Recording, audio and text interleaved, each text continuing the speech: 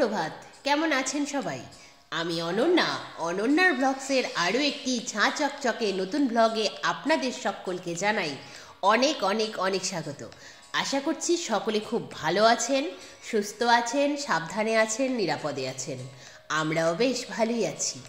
আজ দিনটি বুধবার, সকাল এখন 10টা মতো বাজে। আপনাদেরকে সাথে নিয়ে ঠিক এখন থেকেই আজকের ব্লগটি আমি শুরু করছি।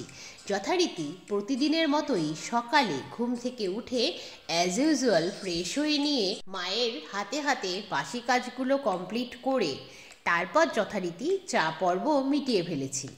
তারপরেই তাড়াহুড়ো করে বেডটাকে গুছিয়ে নিলাম আর ঘরের আসবাবপত্রগুলো ক্লিন করেই যথারীতি সময় মতো বেরিয়েই পড়লাম। কোথায়? সেই যে নিরাময় হোমিও, সেই দোকানটিতে, যেখানে এখন রুনা পারভিন নিয়মিত চেম্বার করেন প্রতি মাসের 2 দিন করে। কল করে জানতে পেরেছি আজকে এলেই তবেই নাম লেখানো পসিবল, যদি 10:30টার মধ্যে পৌঁছতে পারি তবেই। সেই ডিসেম্বর মাস থেকে ঘুরছি বলুন তো, কিছুতেই নাগাল পাচ্ছি না কিভাবে ডক্টর দেখাবো। যাই হোক, শেষ পর্যন্ত যখন অনেক চেষ্টা করার পরে জানতে পেরেছি যে আজকে এলেই নাম লেখানো যাবে, তখন আর সেই সুযোগ মিস করিনি। আজ সকাল থেকেই ঘন কুয়াশার চাদরে ঢেকেছিল চারপাশটা। সত্যি মাঘ মাসের আজ 1 তারিখ। কথায় বলে মাঘের শীতে নাকি বাঘ কাঁপে, সেই বাঘ কাঁপবে আর মানুষ কাঁপবে না, তাও আবার হয়?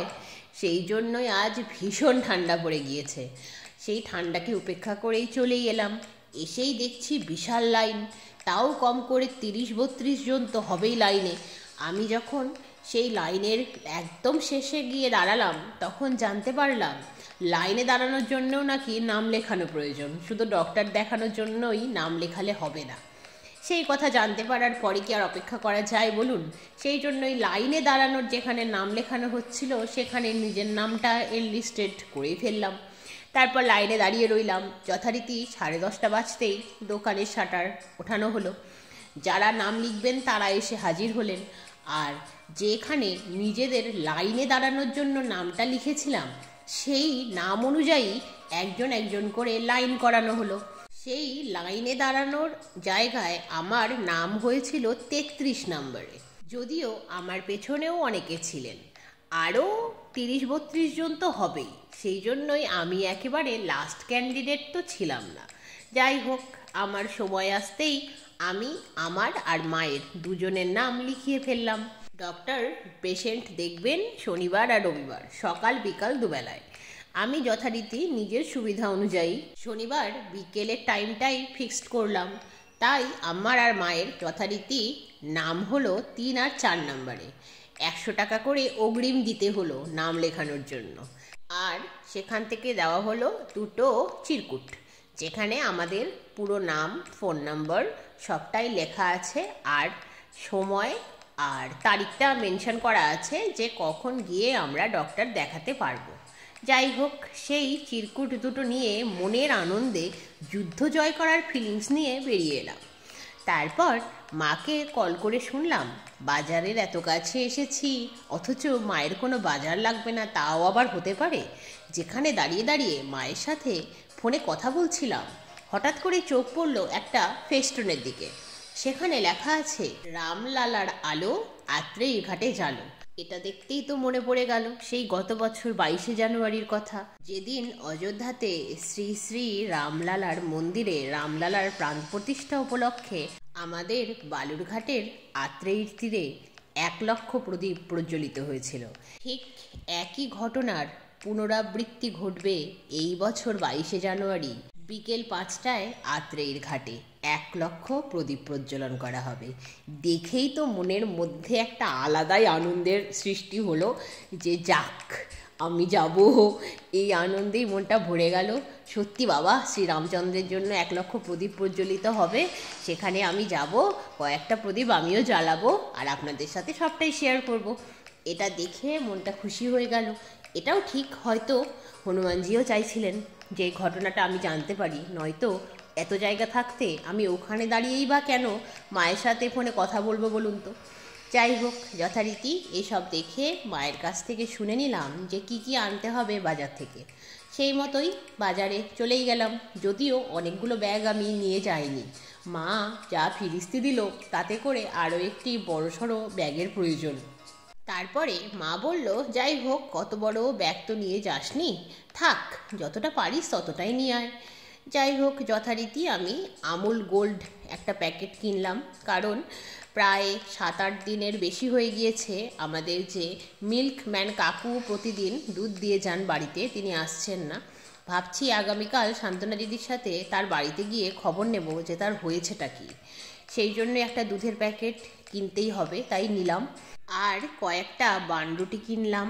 তারপরে আগামীকাল যেহেতু বৃহস্পতিবার, তাই বৃহস্পতিবারের জন্য তো পান কলা নিতেই হবে, সেই জন্য পান কলা ফল নিলাম। তারপর নিলাম মুড়ি আর বাবার জন্য সোনা পাতা। যথারীতি এইসব নেওয়া তো কমপ্লিট হলো, কিন্তু আসল জিনিসই নেওয়া হয়নি, সেটা হলো সবজি। এই সপ্তাহের মঙ্গলবারে তো বাজার যাওয়া হয়নি। আমরা তো জেনারেলি মঙ্গলবার করেই সবজি বাজার করি, এই সপ্তাহের মঙ্গলবার আর গেলাম কোথায় বলুন? সেই জন্যই সবজি প্রায় শেষের পথে। সেই জন্যই মা বলছিল কিছু না পারলেও অন্তত যেন 2 কেজি আলু আর একটা বাঁধাকপি আর একটা ফুলকপি নিয়ে আসি। তো দোকানে যেতেই, যেহেতু বেশ কয়েক সপ্তাহ ধরেই আমরা তহবাজার থেকেই সবজি কিনছি, তাই বেশ কিছু সবজি বিক্রেতা আমাদেরকে চিনেও গেছেন। দোকানে গিয়েই যখন বলছেন কি কি নেবে সেটা বলো, আমি যখন বললাম বিশেষ কিছু নিতে পারবো না ভাই, আর যেহেতু আমি ব্যাগ আনিনি, তাই শুধু আলু আর একটা বাঁধাকপি একটা ফুলকপি দাও, তাতেই হয়ে যাবে। এ কথা শুনে উনি বললেন, এ আবার কেমন কথা, ব্যাগ আনোনি তাই বলে বাজার করতে পারবে না, আবার কবে আসবে না আসবে, তার চেয়ে চলো ব্যাগ তোমায় আমিই দেই। আমি বললাম, তুমি কি করে ব্যাগ দেবে? বলছে, আমার তো অনেকগুলোই ব্যাগ রয়েছে, একটাতে করে আমি টমেটো এনেছিলাম পাইকারি বাজার থেকে, সেই ব্যাগটি আপাতত তোমায় দিচ্ছি, তুমি যেদিন বাজারে আসবে আমায় ফেরত দিয়ে দিও। এই কথা শুনে আমার তো যার পর নাই আনন্দ হলো, কারণ এটা তো সত্যি কথাই যে এত খারাপ মানুষের ভিড়ে ভালো মানুষ খুঁজে পাওয়াই দায়। কিন্তু এখনও যে কিছু ভালো মানুষ রয়েছে তার প্রমাণ আজ আমি আবারও পেলাম। ব্যাগ যখন পেয়েই গেলাম, তখন মোটামুটি ব্যাগ ভরেই বেশ খানিকটা সবজি কিনেই ফেললাম।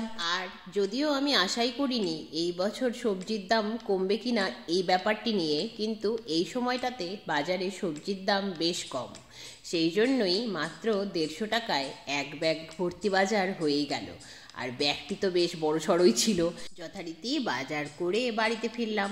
বাড়িতে এসে আরও এক কাণ্ড, সান্ত্বনা দিদি এক টিফিন বক্স ভর্তি করে পিঠে নিয়ে এসেছে। যেহেতু আমাদের বাড়িতে পিঠে ভাজা নেই মকর সংক্রান্তির দিনে, নিয়ম নেই আর কি, সেই জন্যই সান্ত্বনা দিদি নিজের বাড়িতে পিঠে ভেজেছে, সেই পিঠে আমার জন্য নিয়ে এসেছে। এনেই বলল একগাল হেসে, তুমি না পিঠে খেতে ভালোবাসো, তাই আনলাম।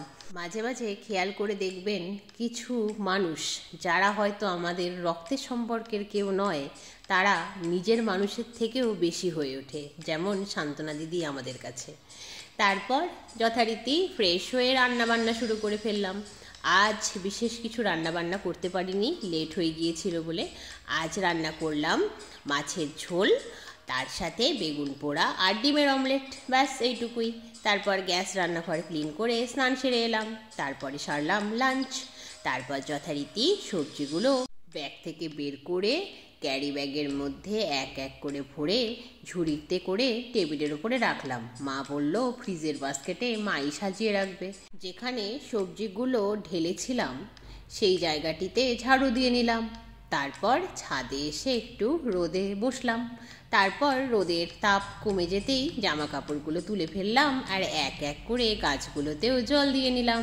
আজ সকাল থেকে একটি বারও ছাদে আসার সময় আমি পাইনি। আজ জামা কাপড়গুলো মেলার দায়িত্ব মায়েরই ছিল। যাই হোক, জামা কাপড়গুলো তুলতে এসে আর গাছগুলোতে জল দেওয়ার সময় সুন্দরীদের দেখা পেলাম, মনটা বেশ খুশি হয়ে গেল। এই খুশি মনের সাথেই আজকের ব্লগটি এই পর্যন্তই। আবার আপনাদের সঙ্গে দেখা হবে খুব শিগগিরই অন্য একটি নতুন ব্লগে। ততক্ষণ সবাই খুব ভালো থাকবেন। আজকের ব্লগটি কেমন লাগলো জানাবেন, ভালো লাগলে একটি লাইক করে দেবেন, আর যদি চ্যানেলে নতুন হন চ্যানেলটিকে সাবস্ক্রাইব করে আমার বন্ধু হয়ে যাবেন। আজ তবে আসি, টাটা।